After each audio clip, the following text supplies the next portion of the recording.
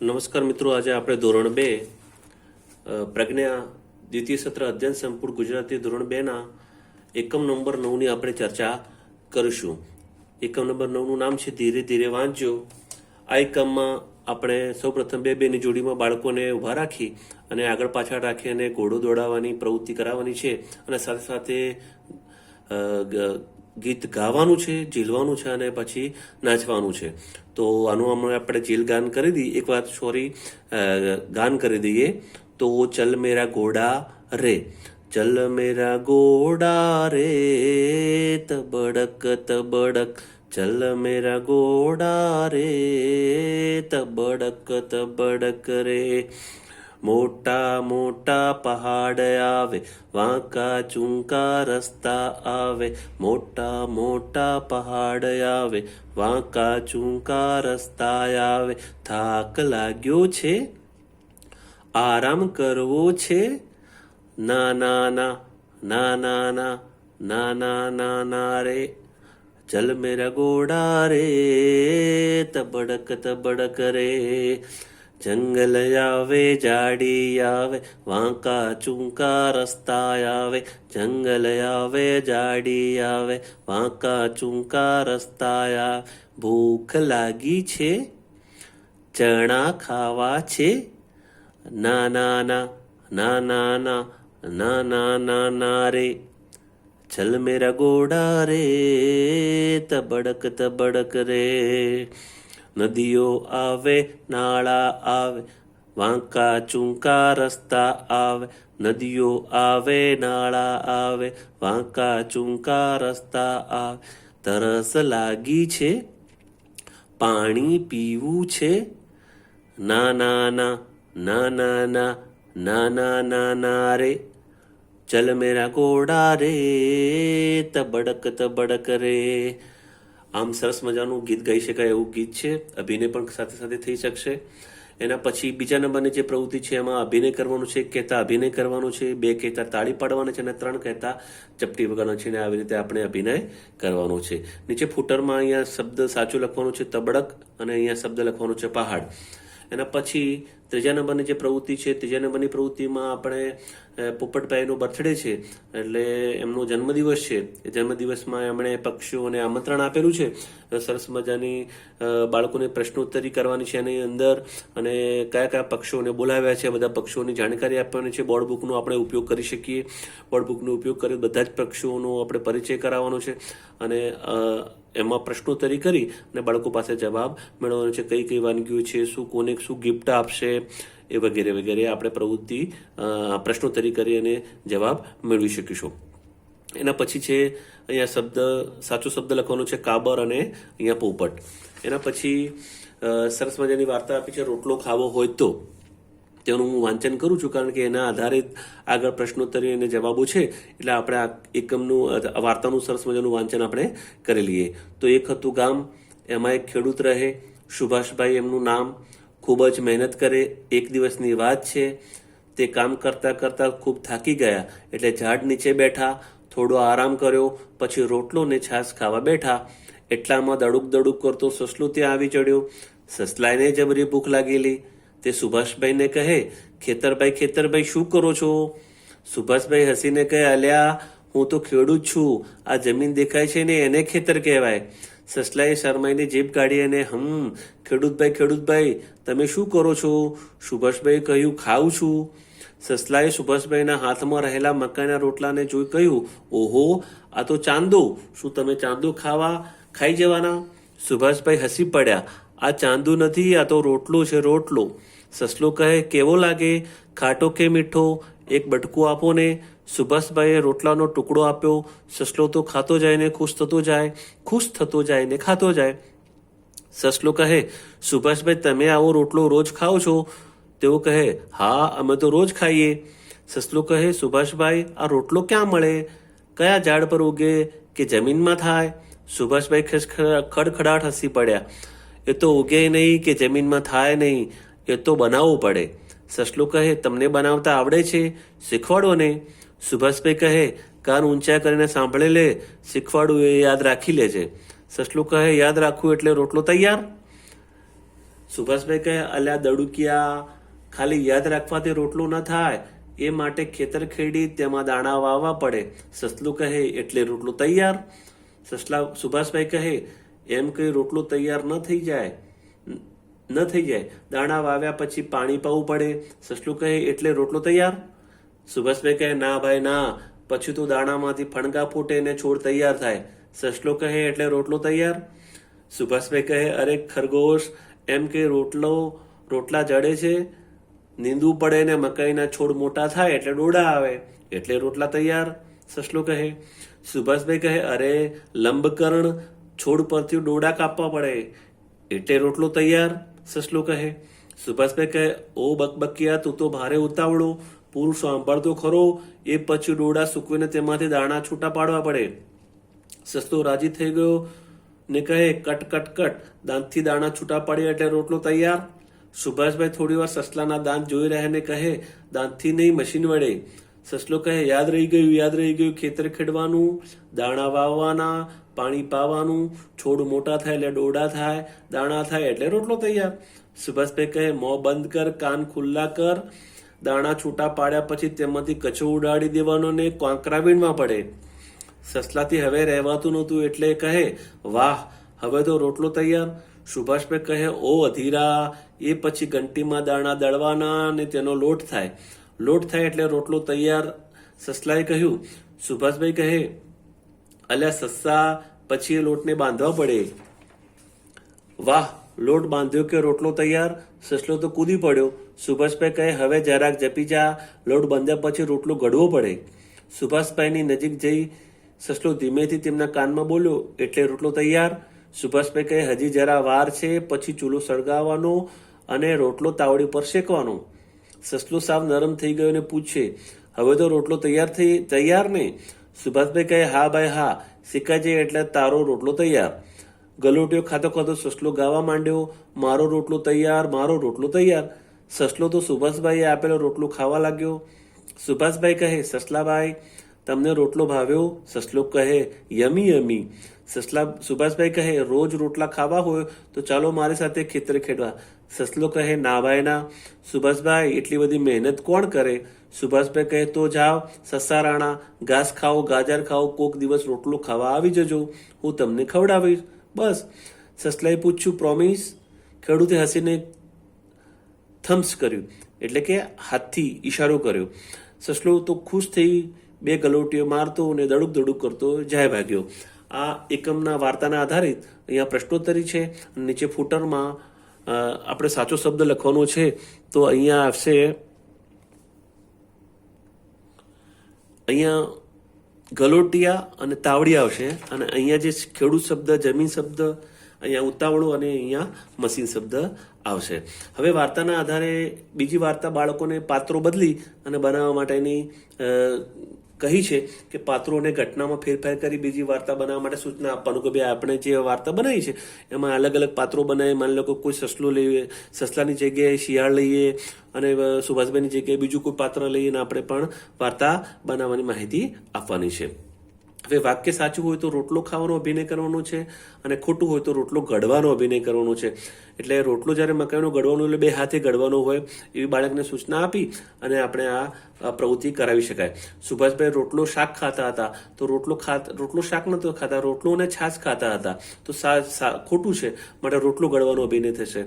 સસલાએ જુવારનો રોટલો ખાધો તો રોટલો ઘડવાનો અભિનય થશે, ખોટું છે. માટે ખેતર ખેડ્યા પછી દાણા વાવવા પડે તો રોટલો ખાવાનો અભિનય થશે.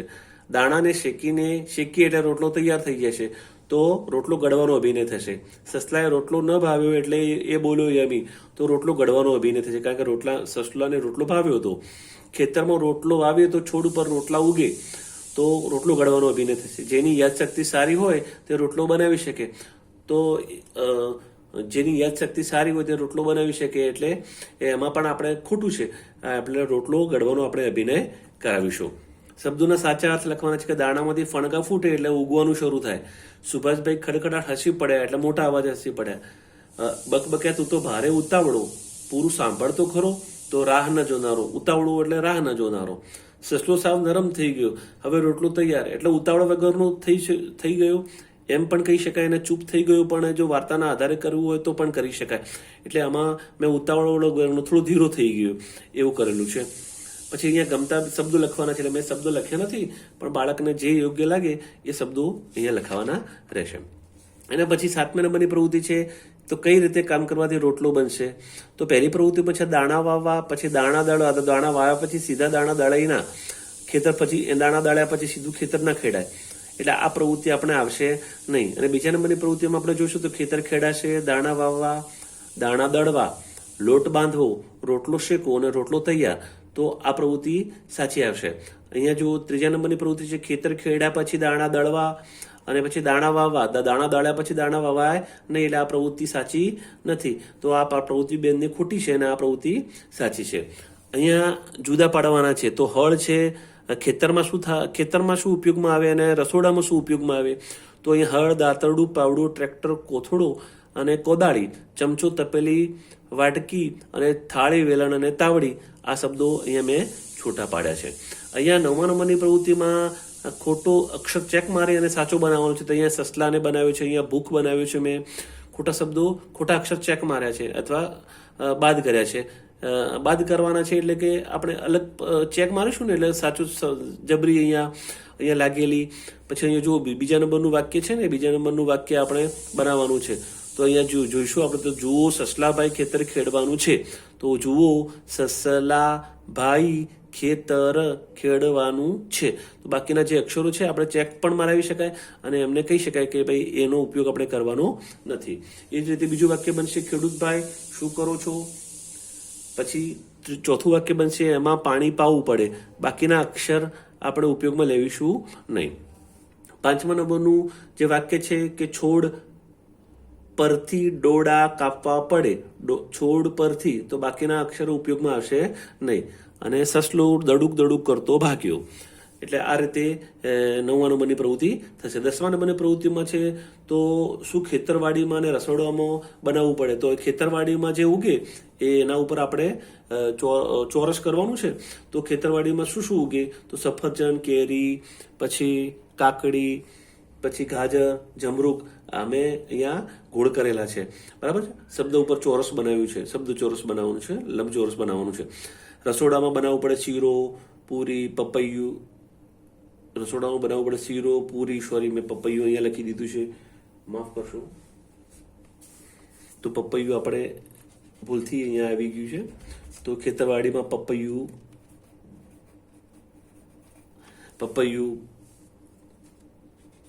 પછી અહીંયા બોર લખાઈ ગયું છે, બોર. બરાબર. તો એના પછીના જે શીરો, પૂરી, ખીર, વેફર, દાળ, ખીચડી, સોસ, લાપસી, કઢી વગેરે આપણે રસોડામાં બનાવવા પડે. અને સફરજન, કેરી, કાકડી, ગાજર, જમરૂક, પપૈયું, બોર અહીંયા ખેતરવાડીમાં ઉગે. અને અહીંયા મનગમતા શબ્દો લખી દેવાના છે. એના પછી દડુકે સસલાભાઈ સુભાષભાઈના ખેતરની મુલાકાત લીધી અને ખેતી વિશેનું જ્ઞાન મેળવ્યું, એવા સમાચાર આપણે સાંભળવાના, વાંચવાના છે. અને 11 નંબરની પ્રવૃત્તિમાં વાર્તામાંથી ચાર શબ્દો જે આવતા હોય એવા વાક્યોનું શ્રુત લેખન અહીંયા કરાવવાનું છે. એના પછી 12મા નંબરમાં છે જે અભિનય કરવાનો છે. તો એની અંદર આપણે પહેલા ગાઈશું અને પછી અભિનય કરાવવાનું વર્ગમાં બાળકો જોડે.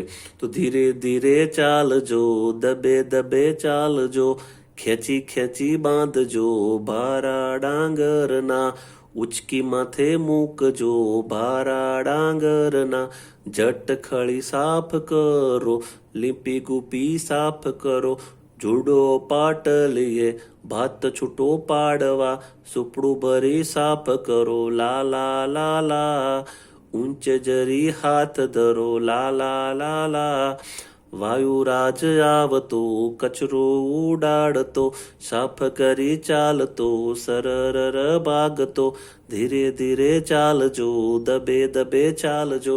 તો ડાંગર કઈ રીતે પાક લેવાય છે એની માહિતી આપી અને આપણે અભિનય કરાવવાનો છે. અહીંયા મનગમતા શબ્દો લખાવવાના છે. તો એના આધારે આપણે અભિનયની વાતચીત કરવાની છે. હવે ગીતમાંથી શોધવાનું છે કે ઝડપથી ચાલવાનું છે. તો જો સાચું હોય તો સટાસટ બોલવાનું છે અને ખોટું હોય તો સટ એમ ધીમેથી બોલવાનું છે. તો ઝડપથી ચાલવાનું નથી, માટે સટાસટ બોલવું પડશે. સ ટા સટ ધીમેથી. દબાતા પગલે ચાલવાનું છે તો સાચું છે, માટે સટાસટ બોલીશું. ડાંગરના ભારાને ઢીલા બાંધવાના છે, ના ઢીલાને ખેંચી બાંધવાના છે, માટે સ ટા સટ બોલાશે. ડાંગરના પૂળાને પાટલી પર જોડવાના છે તો સાચું છે, માટે સટાસટ બોલાશે. પવન અરર કરતો ભાગ્યો નહીં, પણ સરર કરતો, તો માટે આપણે સ ટા સટ બોલીશું. ખડી ઝટપટ સાફ કરો, ખડી સાફ કરવાની છે, માટે સટાસટ બોલાશે. ડાંગરના ભારા હાથમાં લઈને ચાલવશો તો ખભે લઈને ચાલવાનું છે, માટે આપણે સ ટા સટ બોલીશું. હાથ ઊંચા કરી ભારા બાંધજો તો ખોટું છે, માટે આપણે સટા સટ બોલીશું. અને ગમતા શબ્દો અહીંયા લખવાના છે.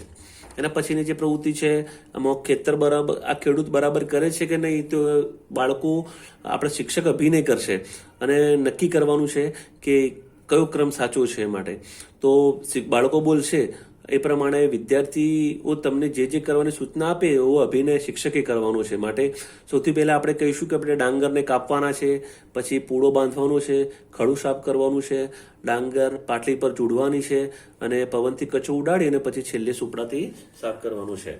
એના પછી 15 નંબરની જે પ્રવૃત્તિ છે એમાં કીધું છે કે કોષ્ટક પૂર્ણ કરવાનું છે. સીધો બેસે એવી પ્રવૃત્તિ તમે ક્યાં સાંભળી છે અને કોણ કહે છે?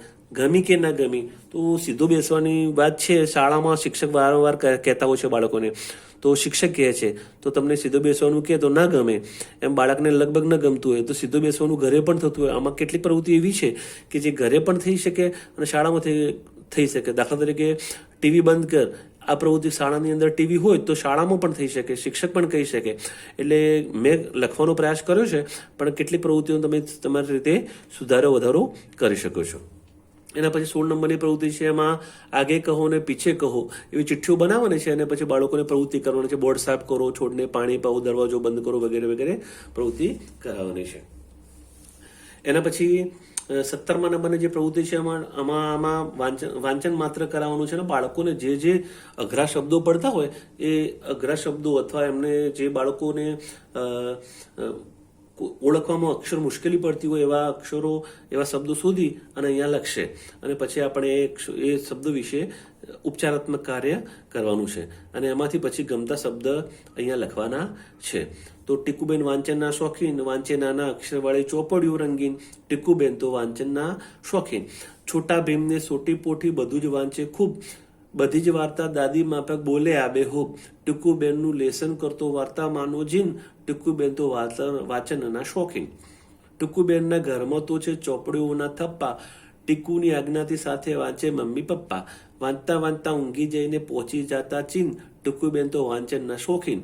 એક દિવસ તો અજવાળામાં થયા ટીકુબેન ગુમ, આખા ફળીએ શોધે સૌ કોઈ જાજી પાડે બૂમ. શાણા ટીકુબેન પલંગ નીચે વાંચનમાં તલ્લીન, ટીકુબેન તો વાંચનના શોખીન. તો આ રીતે આપણે કરીશું પ્રવૃત્તિ. એના પછી મારે શું જોઈએ જોડવાનું છે 18 નંબરની પ્રવૃત્તિમાં. તો મારે શાક બનાવવા શું જોઈએ? તો શાક બનાવવા જે વસ્તુ જરૂરી હોય એની સામે આપણે જોડવાનો છે. તો શાક બનાવવા માટે કઢાઈની જરૂર પડે, કુકરની જરૂર પડે. પછી મારે શું જમવા બેસવું છે તો મારે શું લેવું પડે? થાળી લેવી પડે, વાટકી લેવી પડે, ચમચી લેવી પડે. તો આ રીતે કેટલીક પ્રવૃત્તિઓમાં ડબલ વાર પણ લેવું પડે. કારણ માની લો કે ઘણી વખત કોઈ શાક કે એવું કઢાઈમાં પણ બનાવતા હોય, કોઈ કુકરમાં પણ બનાવતા હોય, તો ડબલ પ્રવૃત્તિમાં ઉપયોગમાં થશે. હવે ચિત્રમાં ના હોય અને રસોડામાં હોય તેવી વસ્તુઓ પપ્પાની મદદથી લખવાની છે અહીંયા. તો મેં એમાં જે ચિત્રમાં બતાવી છે એના સિવાયની અંદર રસોડાની વસ્તુઓ લખી છે. જગ, રકાબી, બરણી, ડબ્બો, ચમચો, મિક્સચર, બ્લેન્ડર, લાઇટર, બોટલ અને સગડી. હવે અહીંયા જે 19 નંબરની પ્રવૃત્તિ છે, 19 નંબરની પ્રવૃત્તિમાં વસ્તુઓ તમને આપેલી છે એમાંથી કઈ તીખી લાગે? તો ચટણી અને ચેવડો આપણને તીખું લાગશે. ખાટું શું લાગે? કઢી છુંદો. ગળ્યું શું લાગે? બુંદી, મધ, ગુલાબજાંબુ. કડવું શું લાગે? મેથીના ગોટા, મેથી પાક, કારેલા. ખાટું મીઠું શું લાગે? અથાણું, શ્રીખંડ. અને એના પછી ફૂટરમાં ગમતા શબ્દો લખવાના છે. અહીંયા ચિત્રમાં આપેલા વ્યક્તિના ગમે તેવા નામ લખવાના છે. દાખલા મેં માન લખ્યું છે, દિશા લખ્યું છે, રમીલા લખ્યું છે, રમણ લખ્યું છે. એને કોઈ પણ અલગ અલગ વસ્તુ સુધી પહોંચાડવાના છે અને વસ્તુના પછી નામ લખવાના છે. અહીંયા પિઝા લખ્યું છે, અહીંયા જલેબી છે, લાડુ છે અને આઈસ્ક્રીમ છે. અને ફૂટરમાં તમને ગમતા શબ્દો લખવાના છે. હવે મારે શું જોઈએ, મારે કયા વારે શું ખાવું છે અને શામાંથી બને છે એનો કોઠો આપ્યો છે. એમાં સોમવારે આપણે નાસ્તામાં શું ખાઈએ, તો આપણે એમાંથી મેં જે લખ્યું છે એમાં ફેરફાર પણ કરી શકીએ. પૌવા, સુખડી, ચણા ચાટ, ગોટા, બુંદી, પાપડી. તો શામાંથી બને છે? ચોખામાંથી બને, સુખડી શામાંથી બને? ઘઉંના લોટ અને ઘીમાંથી બને. કેટલીક જગ્યા ઓછી છે એટલે મેં થોડોક માપનું લખ્યું છે. અને ભોજનમાં જો શાક રોટલી આપણે ખાતા હોય તો ઘઉંના લોટમાં એમાં શાકભાજી લખી છે, પણ શાકભાજી કહીએ તો એનું પણ આપણે લખીએ છીએ બટાકા, ટામેટા, ડુંગળી, વટાણા, રીંગણ, કોબીજ, કોઈ પણ લખી શકો.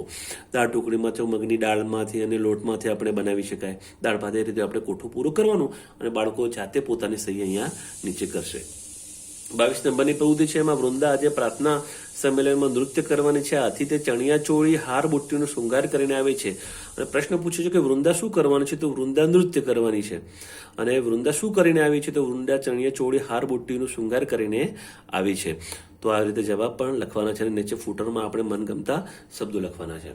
ચોમાસામાં વરસાદ આવે આથી જમીન પર ઘાસ ઉગી નીકળે. આ તૃણને કારણે બધું લીલું લીલું લાગે, આખી પૃથ્વી લીલી લાગે, બધા વૃક્ષ પણ વૃષ્ટિ પછી લીલાછમ થઈ જાય. તો ઘાસ એટલે તો અંદર ઘાસનો શબ્દ આપ્યો છે તૃણ. તો ઘાસ એટલે તૃણ, વરસાદ એટલે વૃષ્ટિ, અને ઝાડ એટલે વૃક્ષ, અને જમીન ધરતી એટલે પૃથ્વી. અંદરથી આપણે જવાબ શોધીને લખાવાના છે.